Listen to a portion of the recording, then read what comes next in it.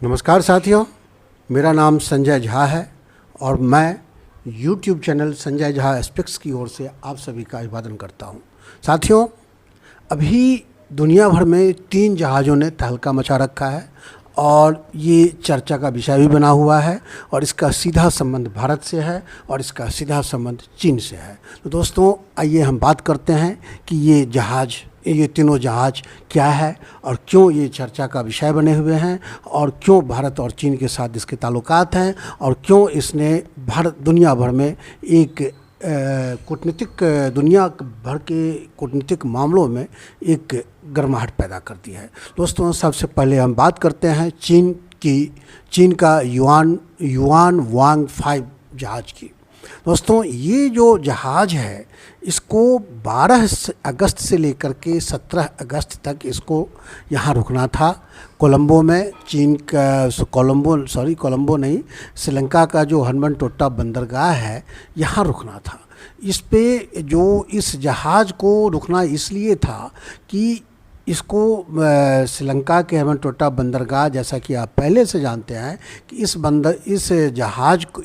बंदरगाह को चीन का जो कर्ज लिया था श्रीलंका ने, वो कर्ज नहीं चुका पाया और चीन ने 99 ईयर्स के पट्टे पे लीज पे इस जहाज़ को इस बंदरगाह को हम्बनटोटा बंदरगाह को अपने कब्जे में ले लिया है।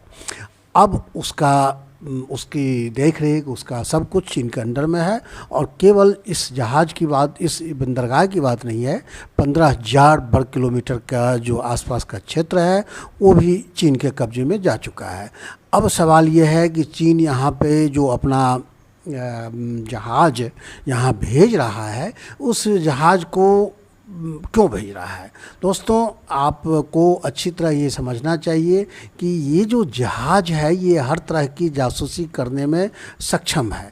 ये बैलिस्टिक मिसाइलों को ट्रैक कर सकता है। अभी जो है ये पता कर सकता है कि अगर ये हम्बनटोटा बंदरगाह पे रुकता है 5 या 7 दिन के लिए, तो ये जहाज़ जो है बहुत आसानी से पता कर सकता है कि भारत की सामरिक तैयारी खास करके चीन के परिप्रेक्ष्य में क्या है। तो दोस्तों, इसलिए कई सारे जो इक्विपमेंट्स लगे हुए हैं, उस इक्विपमेंट्स के कारण जो है भारत ने श्रीलंका को आगाह किया कि आप हम्बनटोटा बंदरगाह पे चीन के इस जहाज़ को रुकने की इजाज़त नहीं दो। अगर ऐसा करोगे तो हमारे आपके संबंधों पे असर आएगा और चूँकि इसलिए इजाज़त नहीं दो कि चीन के इस जहाज़ में जासूसी इक्विपमेंट्स उपकरण लगे हुए हैं। दोस्तों, इसके बाद श्रीलंका ने चीन से अनुरोध किया कि आप अपने जहाज़ को भी श्रीलंका मत भेजो। श्रीलंका की मजबूरी ये है कि अभी वो ना तो भारत को ये कर सकता है, इग्नोर कर सकता है और चीन को इग्नोर करने की तो बात ही नहीं है। तो चीन ने श्रीलंका के इस अनुरोध को अभी पूरी तरह से नहीं माना है। इंडोनेशिया के पास उसकी जहाज़ का मूवमेंट देखा गया है। ऐसा लग रहा है कि ये जहाज़ का डायरेक्शन मोड़ना चाह रहा है, लेकिन जो अंतर्राष्ट्रीय विशेषज्ञ हैं वो ये कह रहे हैं कि चीन के इस जहाज़ का अंतिम लक्ष्य हम्बनटोटा ही है और ये हम्बनटोटा बंदरगाह पर जाके रहेगा। और अमेरिकी रक्षा मंत्रालय पेंटागन का भी मानना है चीन के युआन वांग जहाज़ को चीन की सेना PLA के स्ट्रेटेजिक सपोर्ट फोर्स की तरह यूज किया जाता है। और ये जो चीन का जो गोटाबाया राजपक्षे जो राष्ट्रपति थे, तो राष्ट्रपति श्रीलंका छोड़ने से पहले एक दिन पहले उन्होंने इस जहाज़ को मंजूरी दी थी। फिलहाल श्रीलंका सरकार ने इस जहाज़ को श्रीलंका आने की अनुमति नहीं दी है, लेकिन फिर भी ये जहाज़ श्रीलंका की तरफ बढ़ रहा है। अब देखना ये है कि 12 अगस्त को क्या होता है। क्या ये जहाज़ श्रीलंका पहुंचता है? अगर पहुंचता है तो भारत के लिए और अमेरिका के लिए ये बहुत बड़ा चिंता का विषय होगा, क्योंकि इसके जासूसी उपकरण दोनों देशों को तकलीफ़ पैदा कर सकते हैं। अब दूसरा जुड़ा हुआ जो एक पाकिस्तानी जहाज़ है PNS तैमूर। दोस्तों, ये भी चर्चा का विषय है। ये विषय चर्चा का इसलिए है कि PNS तैमूर को 15 अगस्त को पाकिस्तान के जंगी बेड़े में शामिल किया जाना है और इसको चीन ने ही बनाया है।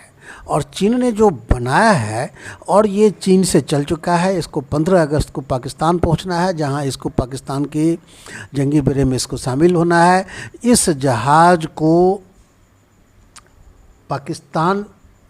को श्रीलंका ने कोलंबो शिपयार्ड में रुकने की परमिशन दी है। ये श्रीलंका के कोलंबो बंदरगाह पर पहुंच चुका है। कल तक रहेगा, 12 तक रहेगा, फिर 12 को ये जर्नी शुरू करेगा, ये पाकिस्तान जाएगा, 15 को पाकिस्तान में इसका जो है ये पाकिस्तान के जंगी बेड़ा में शामिल होगा। अब दोस्तों, अब इसके बीच एक चीज़ और आपको समझनी चाहिए कि भारत सरकार ने पाकिस्तानी जहाज़ को भी कोलंबो में ना रुकने दे, इसके लिए श्रीलंका गवर्नमेंट से अनुरोध किया था, जैसा कि सूत्रों का कहना है। लेकिन श्रीलंका ने भारत सरकार की इस अनुरोध को नहीं माना और उसको पाकिस्तानी जहाज़ को वहाँ रुकने की अनुमति दे दी है। दोस्तों, ये भी एक चिंता का विषय इसलिए हुआ है कि इस जहाज़ का निर्माण चीन ने ही किया है। अब देखिए, दो चीज़ें एक साथ हुई है। एक तो चीन ने अपना युआन वांग 5 को हनबनटोटा बंदरगाह भेजा और उसी दौरान इसने पाकिस्तानी जहाज़ को पाकिस्तान जाने के क्रम, जो पाकिस्तानी जहाज़ PNS तैमूर को जो चीन ने तैयार किया है, उसको उसी दौरान इसने पाकिस्तान को सुपुर्द करने की जो रणनीति बनाई, उसी रणनीति के तहत एक ही समय में दोनों जहाज़ को श्रीलंका पहुंचना था। ऐसा इत्तेफाक नहीं है, ये संयोग नहीं है। हनबनटोटा बंदरगाह पे चीन का जासूसी जहाज़ रुके और फिर कोलंबो के बंदरगाह पे पाकिस्तान का जासूसी जहाज़ रुके। भारत का जो दुनिया भर के सामरिक जो विचारक हैं, जो सामरिक हितों को सामरिक विश्लेषक हैं जो हैं, ये मानते हैं कि हिंद महासागर में भारत और अन्य देशों का जो सैनिक गतिविधि है, सैनिक तैयारी है, इसकी टोह लेने के लिए चीन ने ये स्वांग रचा था और इसमें पाकिस्तान को भी अपना पार्टनर बनाया था। और पाकिस्तान चीन के जासूसी जहाज़ को भले ही वहाँ अभी तक जाने की इजाज़त नहीं मिली है श्रीलंका, लेकिन वो जो है पाकिस्तानी जहाज़ पहुंच चुका है। जैसा कि आप जानते हैं, जो श्रीलंका की जो भौगोलिक स्थिति है हिंद महासागर में, वो ट्रांजिट पॉइंट के रूप में काम करता है सभी देशों के लिए और सभी देशों के ट्रांजिट पॉइंट के रूप में कार्य करता है, व्यापारिक लिहाज से भी और सामरिक लिहाज से भी। और इस कारण चीन के दोनों जहाज़ों का एक साथ श्रीलंका पहुंचना भी चिंता पैदा करता है। और ये अलग बात है कि अभी युआन वांग 5 को वहाँ आने की परमिशन नहीं मिली है, लेकिन कल परसों तरसों वो आकर ही दम लेगा, ऐसा विशेषज्ञों को मानना है। इस बीच में श्रीलंका एक बात और इस कड़ी में है कि बांग्लादेश ने पाकिस्तान के इस जहाज़ को वहाँ अपने चटगांव एयरपोर्ट पर रुकने की इजाज़त नहीं दी, क्योंकि उसे लगा कि भारत को इससे कंसर्न पैदा हो सकता है। दूसरी बात यह है कि बांग्लादेश बांग्लादेश में अगस्त का महीना होता है, उस शोक का महीना होता है, क्योंकि शेख हसीना के पिता शेख मुजीबुर रहमान की हत्या 15 अगस्त 1975 को की गई थी और उनकी हत्या में पाकिस्तान समर्थित आतंकवादी गुट का ही हाथ था। जब तख्तापलट हुई थी वहाँ पर, तो अगस्त के महीने में पाकिस्तान जो है वो बांग्लादेश के लिए एक टेबू की तरह हो जाता है कि उसको बांग्लादेश कभी स्वीकार नहीं कर सकता। ऐसे में पाकिस्तानी जंगी जहाज़ को बांग्लादेश में शेख हसीना ने रुकने की इजाज़त नहीं दी, तब उसको कोलंबो एयरपोर्ट पर जाना पड़ा। अब सवाल ये कहा गया है कि वो फिल्म के लिए गया है, वहाँ 2 दिन रुकेगा, लंगर डालेगा, फ्यूल भरेगा और फिर वो पाकिस्तान की ओर रवाना हो जाएगा। लेकिन बात यह है कि इसको चीन ने तैयार किया है, तो जिस तरह से उसने अपने युआन वांग 5 को जिस तरह से उसने जासूसी उपकरणों से लैस किया है, वही सारे इक्विपमेंट्स PNS तैमूर में भी लगा हुआ है, ऐसा माना जाता है। यानी अपने जहाज़ से जो काम चीन नहीं कर सका, वो काम वो PNS तैमूर से कर सकता है, ये भी संभावना जताई जा रही है। अब दोस्तों देखना है कि इसका आगे असर क्या होता है। दूसरी तरफ इसी बीच अमेरिकी जंगी जहाज़ चार्ल्स ड्रू भारत में तमिलनाडु के कुट्टीपुल्ली बंदरगाह पे जो लार्सन एंड टोब्रो बंदरगाह कहते हैं वहाँ पहुँच चुका है। कहा गया है कि ये इंडो पैसिफिक रीजन में ये अमेरिका के लिए वॉच टावर का काम करता है, ये जहाज़, जंगी जहाज़, और इसको रिपेयर के लिए यहाँ लाया गया है। और दोस्तों, ये भारत के लिए एक बहुत ही अच्छा मौका है कि अमेरिका जैसे देश का जंगी बेड़ा, जो सबसे उन्नत किस्म का जंगी बेड़ा माना जाता है, और रिपेयरिंग के लिए भारत के किसी बंदरगाह को चुना है। इसने भारत के लिए दुनिया में एक नया अवसर दिया है। दुनिया के अन्य देशों के जंगी बेड़े को भी रिपेयर यहाँ करवाया जा सकता है। ये सिर्फ केवल ये कारोबारी दृष्टिकोण से भी नहीं है। अगर भारत में अमेरिका का जंगी बेड़ा आ रहा है, इसका मतलब ये भी है कि उसको भी कहीं ना कहीं चीन के युआन वांग 5, जिसको अभी श्रीलंका जाने की अनुमति नहीं दी गई है, उससे अमेरिका भी चिंतित है और संभव है कि इन सभी का आपस में ताल्लुकात हो। दोस्तों, इसका फाइनल रिजल्ट क्या होगा? अब चीन हालांकि बौखलाया हुआ है कि उसने भारत के कहने पर श्रीलंका ने उसके जहाज़ को वहाँ आने की अनुमति नहीं दी है।